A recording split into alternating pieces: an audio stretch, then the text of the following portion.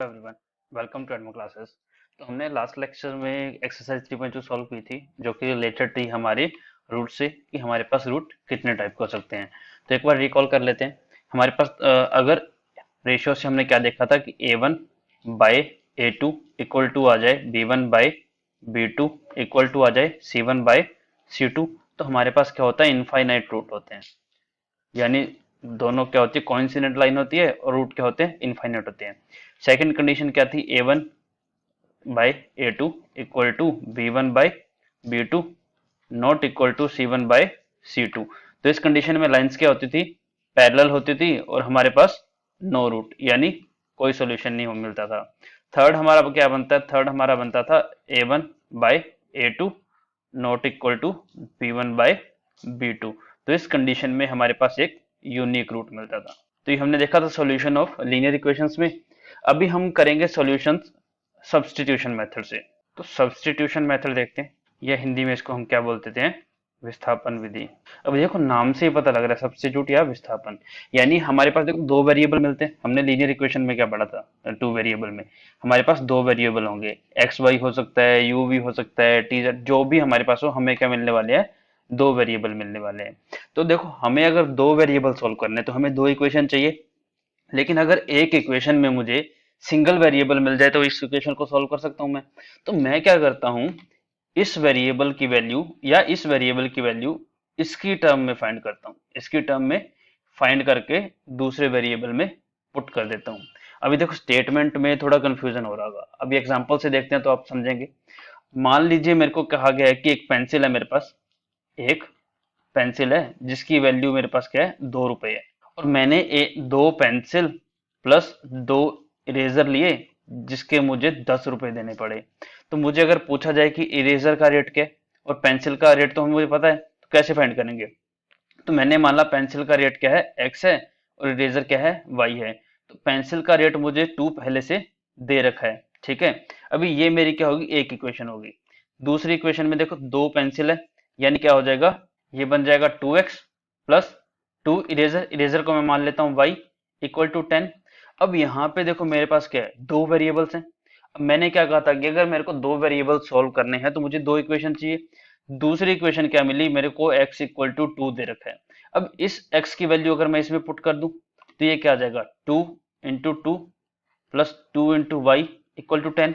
तो यहाँ से 2y इक्वल टू क्या आ गया, 10 - 4, y इक्वल टू 6/2, यानी मेरे को इरेजर कितने में मड़ी, 3 रुपए में, ठीक है। अभी तो देखो मेरे पास डायरेक्ट इसकी वैल्यू थी तो मैंने इसमें पुट कर दी।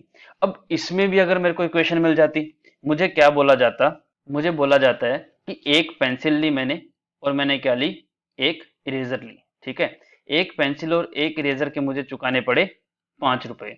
ऐसे ही मैंने 3 पेंसिल और 4 इरेजर ली जिसके मुझे कितने रुपए चुकाने पड़े, 18 रुपए। इसके मुझे चुकाने पड़े 5 रुपए, इसके मुझे चुकाने पड़े 18 रुपए। अब मुझे पेंसिल और इरेजर का रेट पूछ लिया जाए तो कैसे पता करेंगे। तो मैं मान लेता हूं कि मेरे पास पेंसिल का रेट क्या है, एक्स है, और इरेजर का वाई है, ऐसे हमने पहले माना था। तो हम क्या करते हैं, हम इक्वेशन बनाते हैं। अभी स्टेटमेंट से इक्वेशन बनाना हमने देखा था, तो मैंने पहले इक्वेशन बनाई। अभी मेरे पास एक पेंसिल थी, यानी एक्स खर्च हुआ मेरा, एक इरेजर थी, कितना खर्च हुआ, वाई कितने में पड़ी मेरे को, ये पड़ी मेरे को 5 रुपए में। ये मेरी क्या बन गई, इक्वेशन फर्स्ट।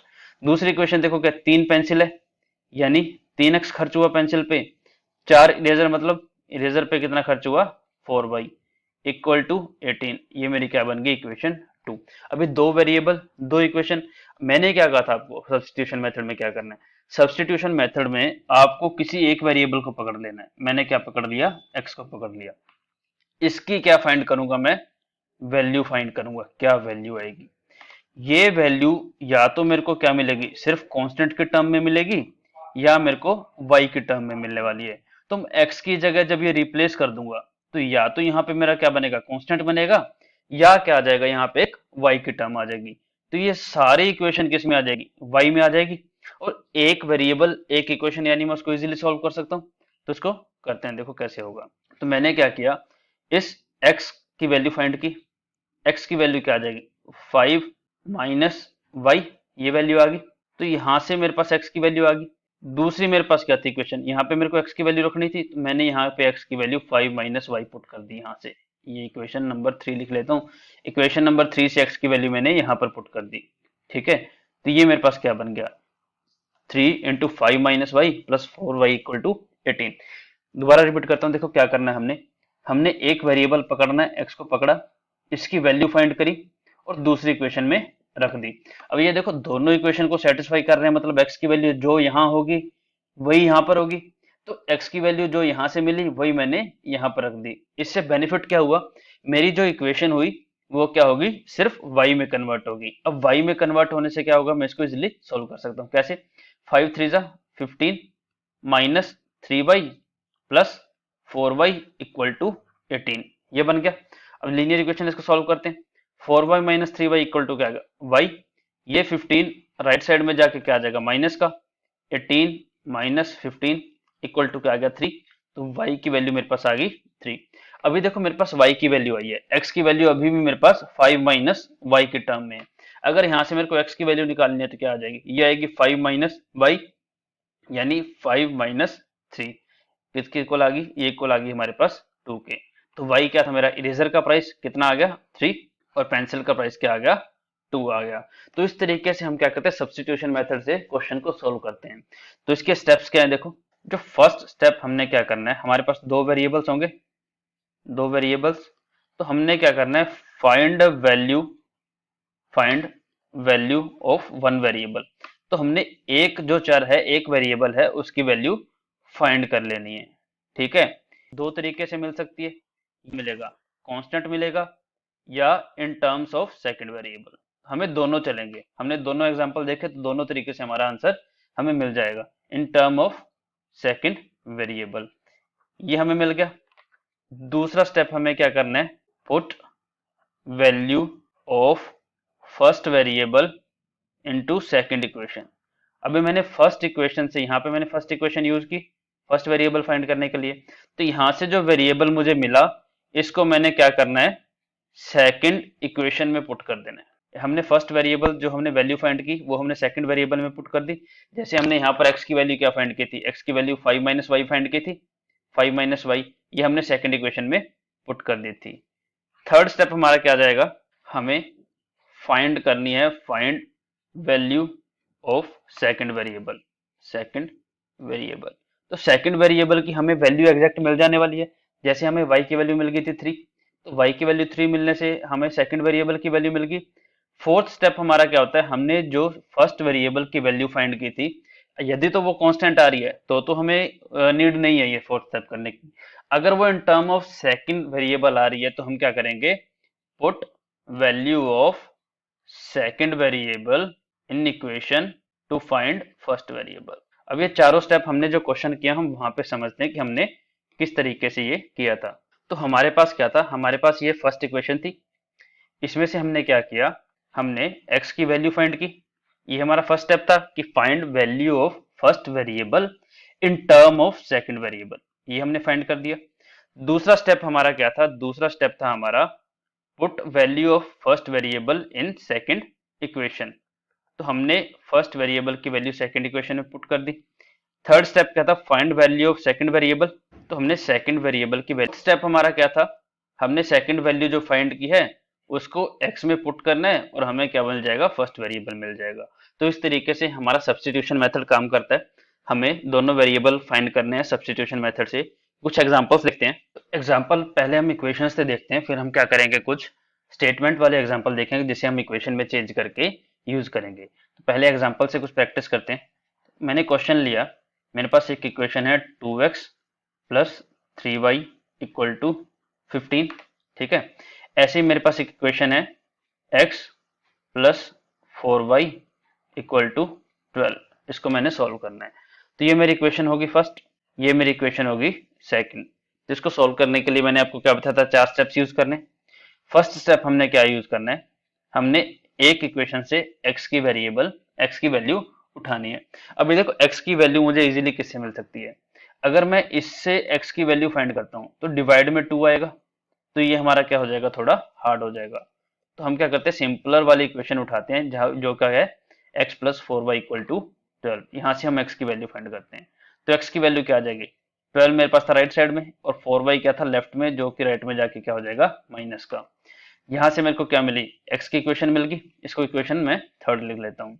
मैंने आपको क्या बताया था स्टेप क्या करना है, आपको x की वैल्यू फाइंड करनी है सेकंड टर्म में, वो आपने कर ली। उसके बाद क्या करना है, जो दूसरी इक्वेशन आएगी ये वाली इक्वेशन है, इसमें x की वैल्यू पुट कर देनी है। तो x की वैल्यू क्या है मेरे पास, 2 into 12 minus 4y plus 3y equal to 15। ये इक्वेशन बनी मेरी, ये मेरा सेकंड स्टेप हो गया। अब इसको सॉल्व करते हैं और y की वैल्यू फाइंड करते हैं। तो 12 टू जा 24 माइनस, सॉरी ये 4y था, मैंने इसको 48 लिख दिया, तो minus 8y plus 3y equal to 15। अभी यहां से इसको सॉल्व करते हैं आगे, तो ये बना मेरा minus 5y equal to 15 minus 24। 15 minus 24 कितना हो गया 9, माइनस का और माइनस का 5y। यहां से y की वैल्यू क्या आ जाएगी, माइनस से माइनस कट गया 9/5। ये मेरे पास किसकी वैल्यू आ गई, y की। ये मेरा थर्ड स्टेप तक कंप्लीट हो गया। अब मुझे चाहिए x की वैल्यू। तो x की वैल्यू मेरी क्या आई थी, x की वैल्यू आई थी मेरी 12 माइनस 4y। तो 12 माइनस 4y क्या आएगा, 12 माइनस 4 इंटू वाई की वैल्यू क्या थी मेरी 9/5। ये क्या हो गया हमारा, इसको एलसीएम लेंगे तो 12 5 जा 60 माइनस 9 4 जा 36 डिवाइडेड बाय 5, ये हुआ 24/5।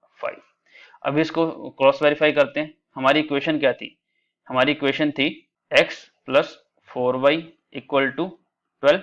तो इसमें पुट करके देखते हैं, हमारी y की वैल्यू कितनी आई थी 9/5 और x की 24/5।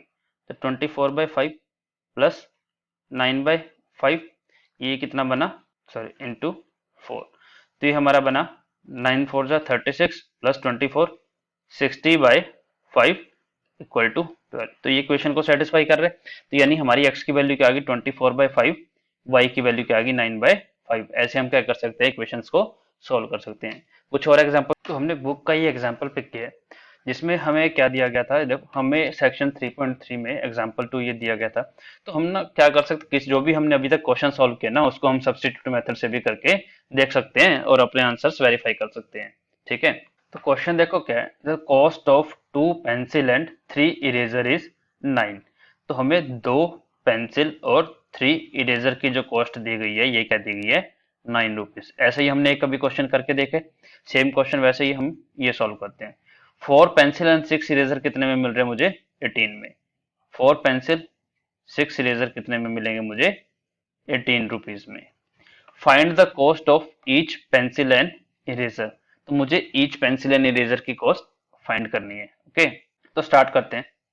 अब देखो हमने क्या ले लिया, पेंसिल को मैंने मान लिया x और मैंने इरेजर को क्या मान लिया y मान लिया। ठीक है, अभी अगर मैं फर्स्ट अपनी कंडीशन देखें तो क्या आएगा, अभी 2 पेंसिल और 3 इरेजर है, इसकी कॉस्ट हमें पड़ रही है 9 रुपीज और 4 पेंसिल 6 इरेजर की कॉस्ट 18 रुपीज। तो 2x plus 3y equal to 9 and 4x plus 6y equal to 18। ठीक है, सॉल्व करते हैं इसको। तो फर्स्ट स्टेप क्या था हमारा, इक्वेशन फर्स्ट से हमने x की वैल्यू फाइंड करनी है और इक्वेशन सेकंड में पुट कर देनी है। तो x की वैल्यू क्या आएगी, 2x is equal to, sorry 9 minus 3y, x equal to 9 minus 3y divided by 2। इसको मैंने सेकंड टू इक्वेशन 2 में पुट कर देना है। तो 4 into 9 minus 3y divide by 2 plus 6y equal to 18।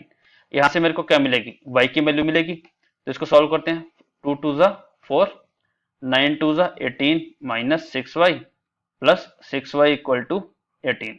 तो 6y से 6y कट गया, यहाँ से मेरे पास क्या आया 18 इंटू 18। ये देखो क्या हो गया, यहाँ पे मुझे क्या चाहिए था, यहाँ पे मुझे चाहिए थी वैल्यू y की। यहाँ पर अगर y की वैल्यू नहीं मिलेगी तो मैं x की वैल्यू भी फाइंड कैसे कर पाऊंगा, नहीं कर पाऊंगा, क्योंकि मुझे कम से कम एक वेरिएबल की वैल्यू चाहिए दूसरे वेरिएबल की फाइंड करने के लिए। अभी ये हम क्यों नहीं फाइंड कर पाए, अगर आप देखोगे ना कि इक्वेशन में a1 बाई a2 क्या है, a1 बाई a2 ये हमारा क्या है, हमारे पास इक्वेशन थी 2x डिवाइड बाय 4x, 2/4 1/2 आ गया। ऐसे ही अगर हम चेक करें हमारे पास b1 बाई बी टू क्या है, b1 बाई बी टू था हमारा 3/6, ये भी क्या आ गया 1/2। c1 बाई सी टू क्या आया, ये है 9/18 यानी 1/2। तो हमारा a1 by A two equal to b1 by B two equal to c1 by C two है। इसका मतलब क्या है, हमारे पास जो सॉल्यूशन होंगे ना वो क्या होंगे, इनफाइनाइट सॉल्यूशन। इसीलिए हमें एक यूनिक सॉल्यूशन नहीं मिला, क्योंकि हमारे सॉल्यूशन होने वाले हैं इनफाइनाइट। ठीक है, तो अगर हमें यूनिक सॉल्यूशन इस कंडीशन से नहीं मिलेगा तो यहाँ भी मुझे y की वैल्यू और x की वैल्यू नहीं मिलने वाली, ये भी चीज आपको ध्यान रखनी है। तो एक और एग्जांपल लिए है, इससे हम ट्राई करते हैं सॉल्यूशन फाइंड करने का। ओके, तो फर्स्ट स्टेप हमारा क्या था, हमने इक्वेशन 1 से x की वैल्यू फाइंड करनी है। x की वैल्यू फाइंड करते हैं, रूट 2x इक्वल टू क्या आ जाएगा, माइनस रूट 3y आ जाएगा। ये हमारे पास क्या आ गया, रूट 2x की वैल्यू आ गई। x की वैल्यू क्या आ जाएगी, minus root 3 by root 2y। ये मेरे पास क्या आ गई, x की वैल्यू आ गई। अभी x की वैल्यू मैंने क्या करना होता है, सेकंड इक्वेशन में पुट करनी होती है, तो मैंने पुट कर दी।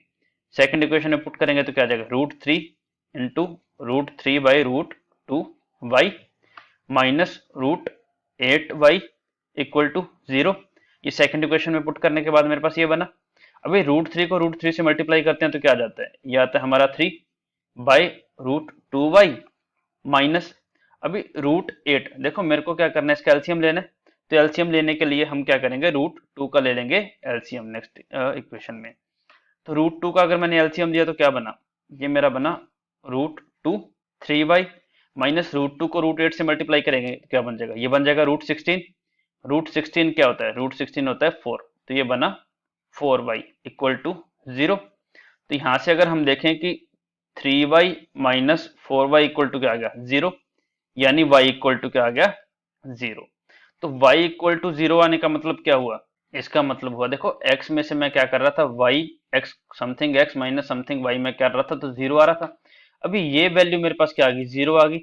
अगर किसी वैल्यू में से 0 घटाने पर मेरे को 0 मिल रहा है तो ये वैल्यू भी मेरी क्या आनी चाहिए, 0 आनी चाहिए। इसका मतलब x भी मेरा क्या आएगा 0। तो यहाँ से x और y क्या आने वाले हैं मेरे 0। ये हमारा सोल्यूशन आ गया। ये सब्स्टिट्यूशन मेथड देखा, और नेक्स्ट लेक्चर में हम दूसरे कुछ मेथड देखने वाले हैं और इसकी एक्सरसाइज भी हम सॉल्व करेंगे। और आप जो भी आपने पिछली एक्सरसाइजेज में क्वेश्चन देखे हैं, एग्जाम्पल में क्वेश्चन देखे हैं, आप उनको सब्स्टिट्यूशन मेथड से सॉल्व करने का ट्राई करें और आंसर मैच करें। अगर आंसर मैच नहीं होता है या कोई भी क्वेरी होती है तो आप हमारे टेलीग्राम चैनल से कनेक्ट कर सकते हैं, जिसका डिस्क्रिप्शन आपको लिंक में मिल जाएगा, या आप हमें कमेंट बॉक्स में भी बता सकते हैं। Thank you.